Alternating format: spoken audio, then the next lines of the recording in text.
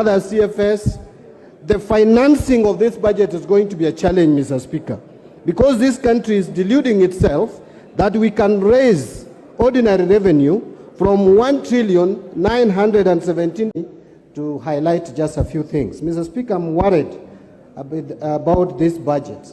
So worried because, Mr. Speaker, when President Ruto took power, he said that he was going to reduce the budget of 2022-2023 by 300 billion shillings. That did not happen, and instead, what we are seeing today is an increase in the budget from the 2022-2023 budget to 2023-2024, an increase of 544 billion shillings, Mr. Speaker.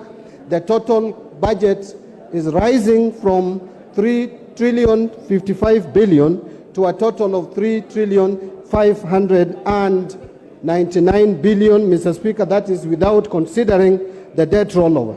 Mr. Speaker, if you look at this budget, and it is broken down into total executive expenditure, parliament, judiciary, and other CFS, the financing of this budget is going to be a challenge, Mr. Speaker, because this country is deluding itself that we can raise ordinary revenue from 1,917 billion in the current financial year to 2,571 billion in the next financial year. That is an increase of 653 billion shillings, Mr. Speaker.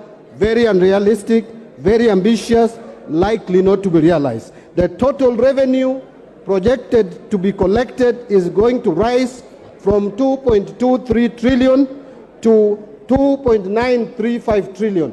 That's an additional 705 billion. Even with the crazy taxation measures that have been proposed in this House, you can still not realize an increase in collection of revenue to the tune of 700 billion in one single financial year.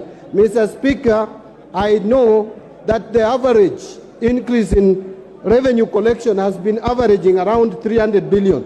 Now, if we are not going to be able to collect or able to raise the budget, the revenue by 700 billion, what will happen is either the programs will not be implemented, or if they have to be implemented, it will be at a cost, meaning we are going to increase the budget deficit from the proposed 635 billion to almost close to 1 billion shillings. And Mr. Speaker, that is not far-fetched, because at the moment, from September 30th, Mr. Speaker, to March 31st of this year, in a period of just 6 months, the Kenya Kwanza government has borrowed 689 billion shillings compared to the similar period when President Uhuru was in power, when only 405 billion was raised. So this talk that we hear all the time, that Kenya Kwanza is curtailing and managing debt, it is just hypocritical, it is theoretical, but the actual fact is that Kenya Kwanza is borrowing